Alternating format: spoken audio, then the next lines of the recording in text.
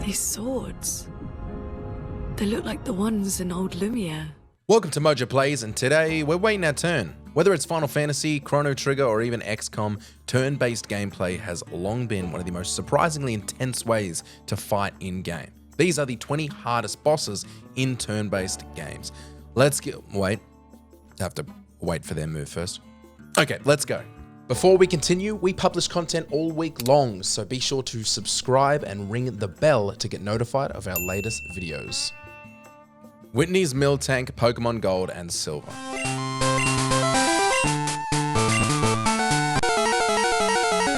Pokemon isn't exactly famous for being punishing, but Whitney's Miltank from Gold and Silver turned many innocent childhoods into trauma flashbacks. She looks harmless, just a happy pink cow, but step into the gym unprepared and you'll quickly learn she's more boss fight than Barnyard Buddy. Her milk drink keeps her healthy while you're struggling to stay conscious, and rollout hits harder every turn until your entire team is paced. Sure, she's beatable if you plan ahead, but most kids in 1999 didn't, and they paid the price.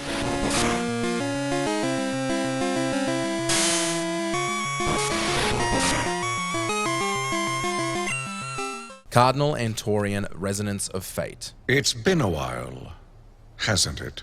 This one's tough, not because the boss is unfair, but because Resonance of Fate itself feels like it was designed by a Rubik's Cube with trust issues. The game's battle system is so complex, it might as well come with a PhD program. Players argue over which boss is the hardest, the final boss Rowan or the optional nightmare known as Cardinal Antorian. Both fights demand flawless strategy, perfectly customized weapons, and a spiritual connection with the game's bizarre mechanics, but Cardinal Antorian takes the win, or the loss.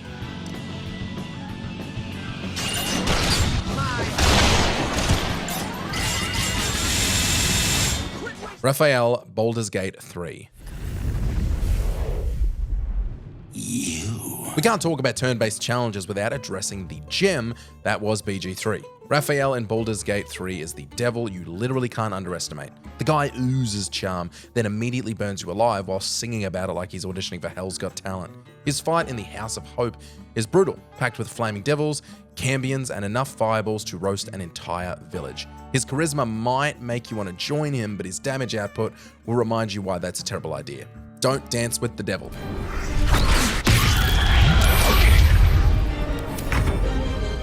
Gorsia, the 7th Saga.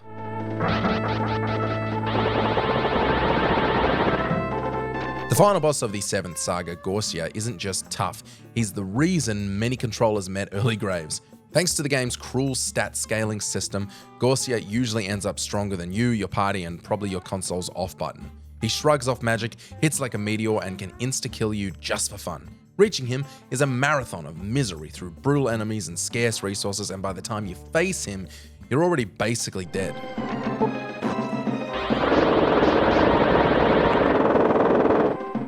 Gaza, Legend of Legaia.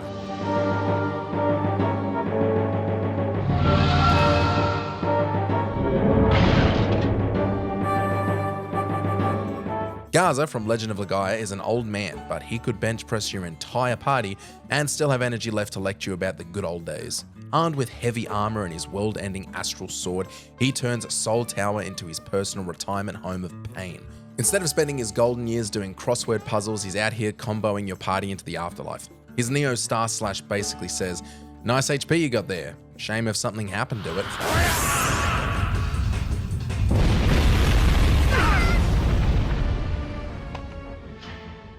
Grey Gnarl, Dragon Quest IX.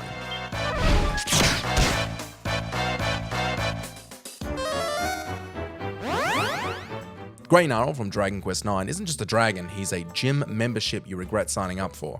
Even with a level 99 party, this scaly menace will wipe the floor with you like he's cleaning house. He gets 3 attacks per turn, because 2's for amateurs, can buff every stat imaginable, and uses a roar that paralyzes your team out of sheer intimidation. Then there's Magic Burst, which feels less like a spell and more like a personal vendetta.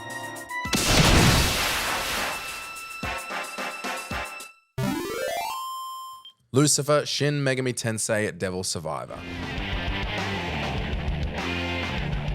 This is incredible. The Great Darkness, the Son of Dawn, King of all demons. Lucifer in Shin Megami Tensei Devil Survivor is hard. Really, really hard. As the ultimate optional boss, he's got absurd stats, devastating almighty attacks that ignore resistance, and a smug smirk that says you shouldn't have come here. He also summons powerful demons to back him up because apparently being the literal devil isn't enough. His speed lets him act multiple times per turn, and his attacks can delete entire parties before you even blink. Beating him requires perfect strategy, maxed out teams, and probably a pact with Lucifer himself just to survive.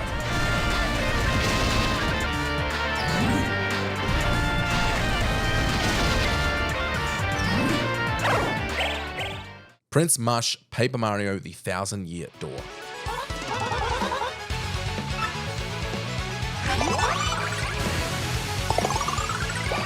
Prince Mush in Paper Mario: The Thousand Year Door is that secret boss who shows up randomly and then proceeds to mop the floor with you. He's fast, hits like a truck full of bob-ombs, and has moves that make your best badges feel useless. His attacks chain together before you can even blink, and his health pool is ridiculous. It's like he's been training in the Glitz Pit since 2004, just waiting for revenge. Even when you think you've got him on the ropes, he somehow clutches it. He's royalty, alright? King of Pain. Sans Undertale.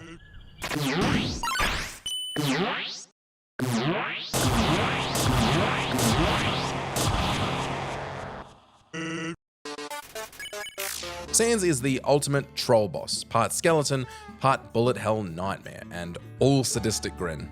Unlike most fights, he has almost 0 HP, but don't let that fool you. His attacks are relentless, fast, and laughably precise, like he's playing dodgeball with your soul. He dodges your hits, punishes mistakes with insane combos, and delivers his attacks with impeccable timing, making every second a test of endurance and patience. Beating Sans isn't about brute force, it's about perfect reflexes and memorization.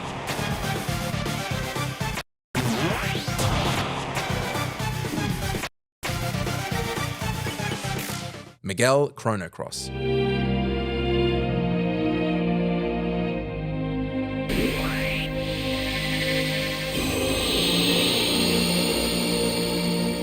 Miguel might show up halfway through the game, but don't let that lull you into a false sense of security. He loves hijacking the battlefield, turning it white to buff himself, then punishing your party with a nasty combo of turn black into anti-black. Sprinkle in a few magical attacks and suddenly you're sweating over every move. His true villainy though, the painfully long, unskippable exposition before the fight. Perfect for raising your blood pressure as you're restarting the fight for the 13th time. Imagine there's no way you're taking Kairi's heart on acid.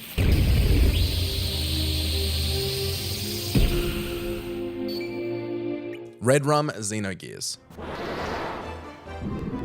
Redrum is a nightmare, wrapped in a disaster, wrapped in a dungeon. First, he lurks in Norchen's D-block sewers, a maze so sadistic it makes Dante's Inferno look like a stroll in the park. Twists, turns, and poisonous monsters sap your health while you wander hopelessly, cursing life choices. Then, just when you're out of healing items and antitoxins, boom, Redrum appears. He immediately casts his eponymous Redrum move. This confuses and poisons everyone. He just breaks your mind.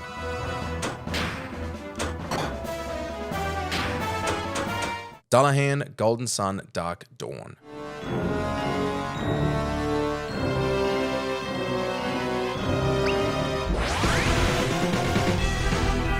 Dullahan in Golden Sun, Dark Dawn is basically the video game equivalent of a friend stealing your fries right when you reach for them. He's back with the same cheap AI and moves from Lost Age, but back in Lost Age, you could just smash him with your strongest summons and feel like a hero. In Dark Dawn though, he has Crucible. This glorious ability lets him hijack your own Djinn and use your summons against you. Fighting him feels like your party is ghosting you. Literally.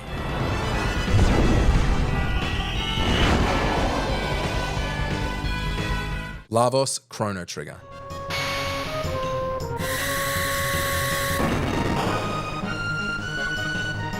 Chrono Cross and Chrono Trigger in one list? Lucky us. Oh, it's about tough boss fights? Checks out. Boss fights often test patience, but Lavos from Chrono Trigger takes it to a whole new level. This cosmic parasite comes with multiple phases, tough as nails parts that must be targeted individually, and a self-healing trick that screams, not so fast, hero. Some segments have sky-high defenses, forcing you to whittle them down first before scratching the main boss. And if you want to see all the endings, yep, you're fighting him again. And again, and probably again.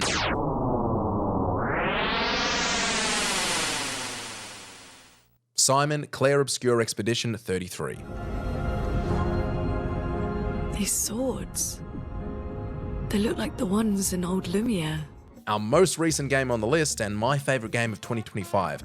Simon is tough. Probably one of the toughest bosses I've faced in a decade of gaming. His attacks are fast, relentless, and wildly unpredictable, forcing players to think on their feet while juggling multiple objectives. He can disable your gadgets mid-fight, leaving you vulnerable just when you think you're safe, and his combos hit like a freight train on a bad day. To make matters worse, Simon constantly adapts, changing patterns and exploiting any weakness in your strategy. It's AI gone mad.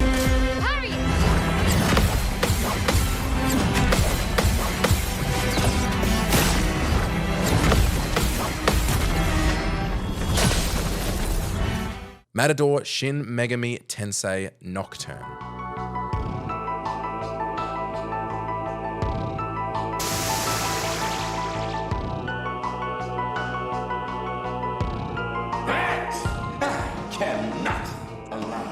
Sure, some claim Matador and SMT Nocturne's difficulty is overblown, but on a first playthrough, it's as hard as it gets. His ability, Red Capote, boosts his agility to max instantly, making every attack without buffs or debuffs feel like swatting air with a wet noodle. He has zero weaknesses, multiple actions per turn, and multi-hit skills that smack both physically and magically. Brute forcing him is a fast track to frustration, but master the fight and you'll feel like a tactical genius. Or a nap.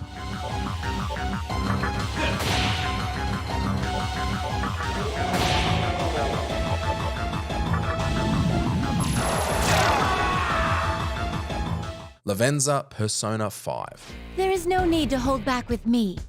Please come at me with every last bit of your strength. I couldn't choose between Elizabeth from Persona 3 or Lavenza, and ultimately, I'm gonna go with the Lavdog. The Persona series is usually more about stylish dungeon crawling and socializing than brutal difficulty, which is why fans sometimes forget danger does exist until super bosses show up. Then they remember, yeah, danger super exists. Lavenza is optional, beautiful, and absolutely merciless. One look at her all-out attack and you might admire the animation, right before she wipes your party off the map like she's blowing her nose. Penance, Final Fantasy X.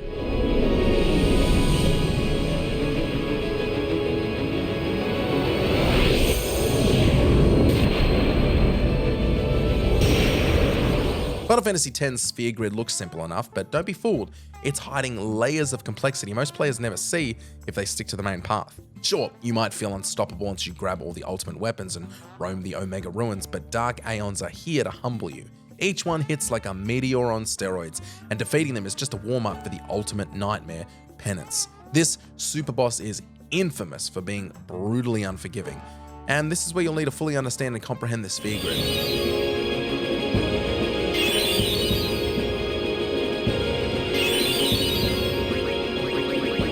Emerald Weapon, Final Fantasy VII.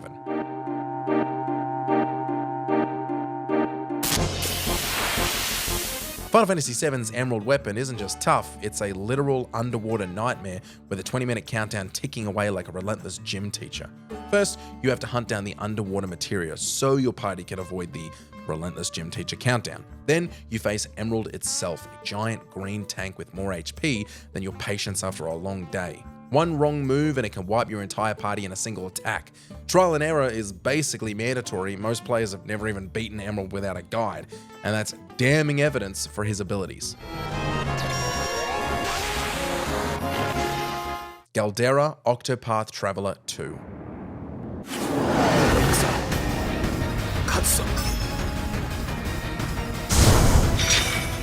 Galdera first appeared in Octopath Traveler 1, but as an optional boss in Octopath Traveler 2, he is tougher.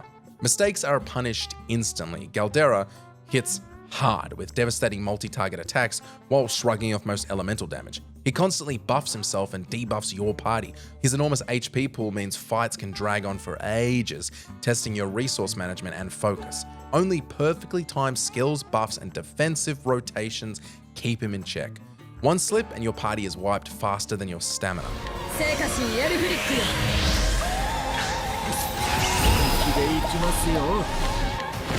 Demi-Fiend Shin Megami Tensei Digital Devil Saga.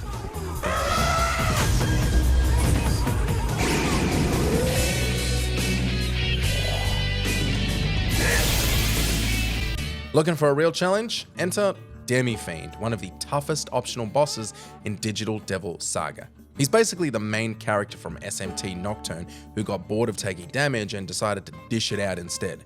Your party needs max levels and stats just to stand a chance. Try bringing null type skills and he'll spam almighty attacks like it's a buffet. Good luck surviving that. Beating him isn't just about brute force, it's a delicate dance of strategy, timing, and of course, sheer luck. The sheerest of luck.